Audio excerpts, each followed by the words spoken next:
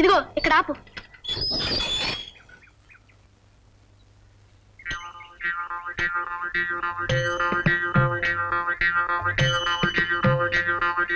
ఓంకారం గారు, ఓంకారం గారు.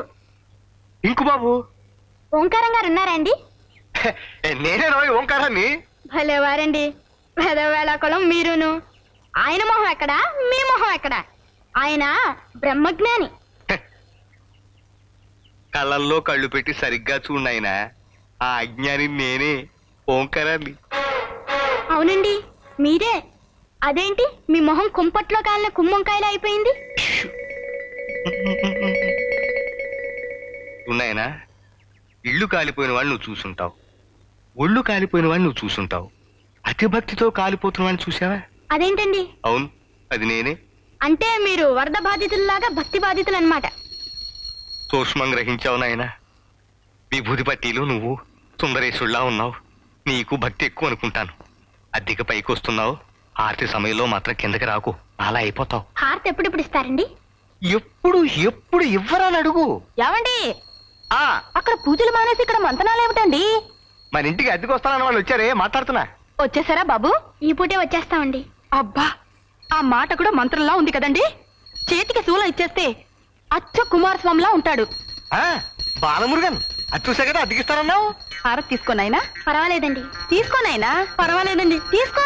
అది కాదండి, మీరు మడిలో ఉన్నారు కదా. హారతికి మడి ఉంటున్నాయినా, తీసుకో. మీరు తీసుకోండి. పొద్దుంచి తీసుకుంటా ఉన్నా కదే. ఇది రాఘవేంద్ర స్వామిదండి. ఓ, రాఘవేంద్ర స్వామిదా? ప్రసాదం కూడా తీసుకొస్తానుండు నాయనా, మీరు రండి.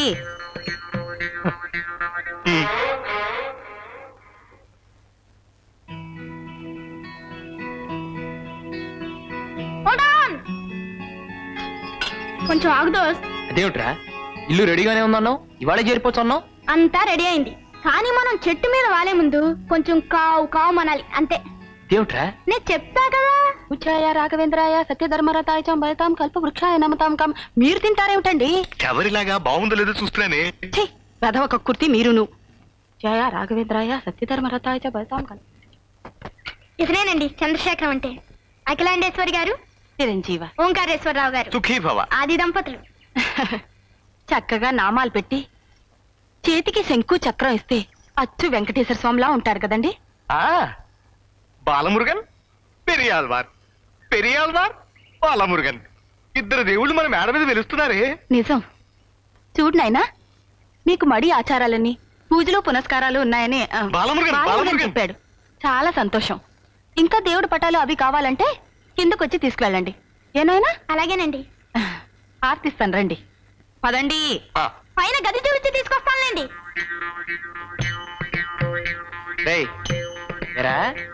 నాకు మడి ఆచారమా, పూజలు పునస్కారాలా? రేయ్, ఇంకా దేవుడి పేరుతో ఎన్ని అబద్ధాలు చెప్పావరా? పూజా పునస్కారాలని చెప్పగానే అద్దె సగానికి సగం తగ్గించింది. చూసావా విభూది మహిమ? ఇంతవరకు చెప్పింది చాలు, ఇక నోరు వెప్పకు. ముందు వెళ్ళి మన సామాన్లు పట్రా, వెళ్ళు. అలాగే దోస్త్, నేను ఇక నోరే విప్పను. ఆవాజ్ మైనే దూంగా, ఆవాజ్.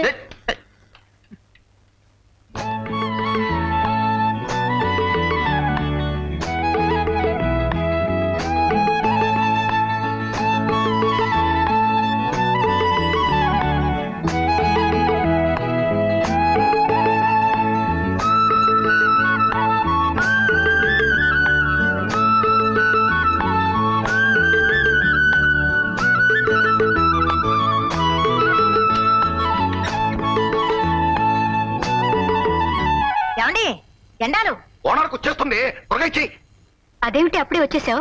ఆస్పత్రికి వెళ్ళలేదా? భలే దానివక్క, నీకన్నీ అనుమానాలే. సరాసరి ఆస్పత్రి నుంచే రావటం. మధ్యాహ్నం దాకా రానన్నావుగా.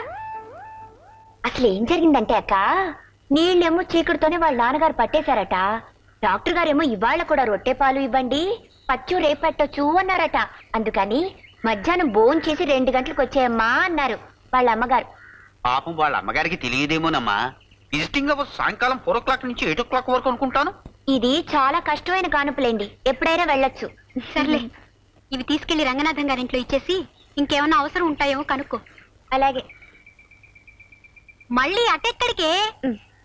ఓ గ్లాస్ మంచినీళ్ళు తాగి చీర మార్చుకుని వెళ్తాను తల్లి. అర్థం చేసుకోదు.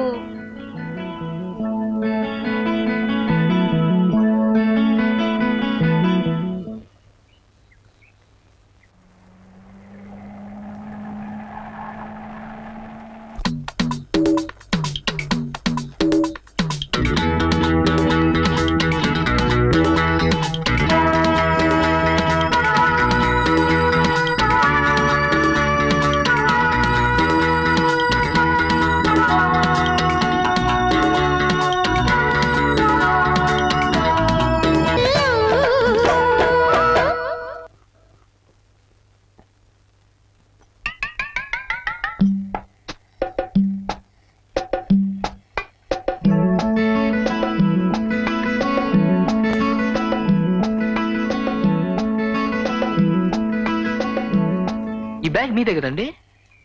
ఆహా, చూడండి మీరు మీనాక్షి. ఆహా, మీరు మధ్యాహ్నం కూడా హాస్పిటల్ వెళ్ళక్కర్లేదు మీనాక్షి గారు. ఈ రోజంతా ప్రింట్ వచ్చేట్లేదు. రేపు 9 గంటల ఆటకు వెళ్తే చాలు. ఏమండి? ఇదిగో.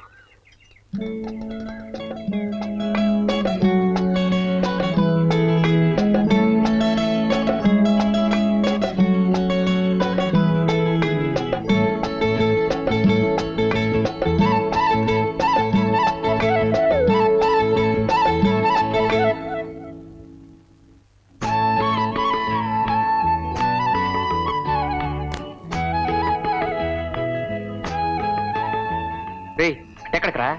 బ్రహ్మాండంగా టేబుల్ అరేంజ్ చేశాను, రా దోస్త్. We welcome you to the grand dinner under the moonlight. Come on, take your seat. Ahaha. ఏడ్చో. Balamurugan, Periyalvar. ఏమిటి సార్, పూజలు అయిపోయినాయా? ఏం పిచ్చి ప్రశ్న ఆయన. మా ఆవిడ పూజకి ఆది మధ్య అంతం ఉండవు, అది అనంతం. మరి మీరొచ్చేసరే? కాసేపైనా చల్లగా గాలి పీల్చుకుందామని, శ్రావ్యమైన ఆ సావిత్రమ్మ గొంతు విందామని. సావిత్రి ఎవరండి? వేదాంతం శేషేంద్ర శర్మ గారని గొప్ప నాట్యాచార్యుడు. వాళ్ళ పెద్దమ్మాయి రోజు ఈ సమయానికి చక్కగా పాడుకుంటూ ఉంటుంది.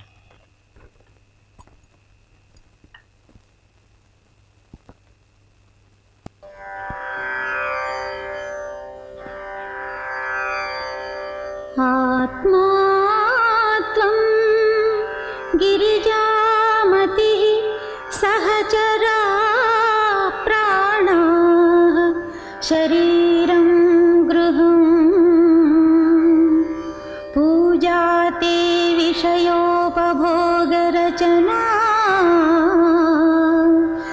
నిద్రా సమాధిస్థితిః సంచారః పదయోః ప్రదక్షిణ విధిః స్తోత్రాణి సర్వా గిరో యద్యత్ కర్మ కరోమి తత్తదఖిలం శంభో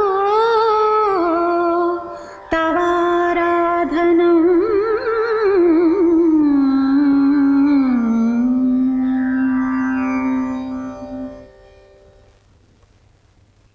పక్కింటి శర్మగారిని చూస్తే జాలేస్తోంది. ఆ పెళ్లిడికి ఎదిగిన పిల్లల్ని తలుచుకుంటే ఏడుపు కూడా వస్తోంది. అప్పో, అడుపుతో ఉన్న వాళ్ళు ఏడవకూడదు. అయినా వాళ్ళ గురించి నీకెందుకి? ఆ పెద్ద పిల్ల పాడుతూ రెండో పిల్ల ఆడుతూ వాళ్ళు హాయిగా ఉంటేను. మీరు పైకి కనిపించేదే చూస్తున్నారు.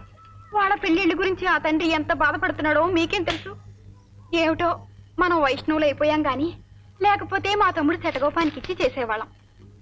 పోనీ మీ స్నేహితుడు సత్యమూర్తి లేడు? అదేనండి హిస్టరీ మాస్టారు. అయితే ఏమిటట? అతను నొప్పించకూడదు, సావిత్రికి ఈడు జోడుగా ఉంటుంది. Satyamurthy BA BEd. వాడు డిగ్రీ ఉన్న పిల్ల కోసం చూస్తున్నాడు. ఇద్దరు హాయిగా ఉద్యోగాలు చేసుకోవచ్చునని. మరి సావిత్రికి ఏముందని ఆశ పెట్టి సత్యమూర్తిని ఒప్పించం? అంతేలేండి.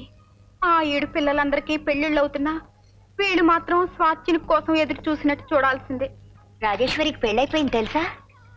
వాళ్ళ ఆయన చికాగోలో పెద్ద డాక్టరు. అదృష్టవంతురాలు. మరి నీకు కూడా అలా గొప్పింటి కోడలు అయిపోవాలని, మంచి మంచి చీరలు కట్టుకోవాలని, ఎంచక్కా నగలు పెట్టుకోవాలని, దర్జాగా బ్రతకాలని లేదా?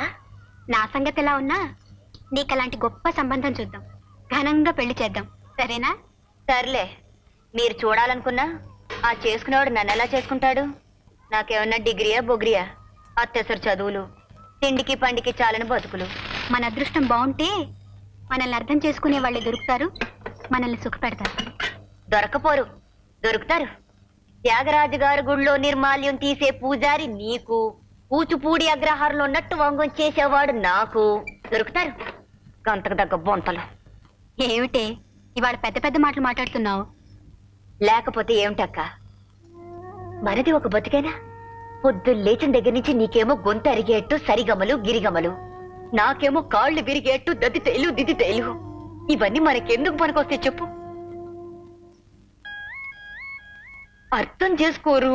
నీకిష్టం లేకపోతే డాన్స్ నేర్చుకున్న నాన్నతో చెప్పొచ్చు కదా, ఎందుకు ఇలా బాధపడటం? ఆయనతో చెప్పుకోలేకే కదా నీతో మొరపెట్టుకుంటున్నాను. ఇచ్చితానా నాన్నగారు లాంటి గురువు దొరకటం మన అదృష్టం. ఇలాంటి కళలు నేర్చుకునే అవకాశం రావటం ఒక వరం. పిచ్చి పిచ్చి ఆలోచనలు మానేసి పడుకో.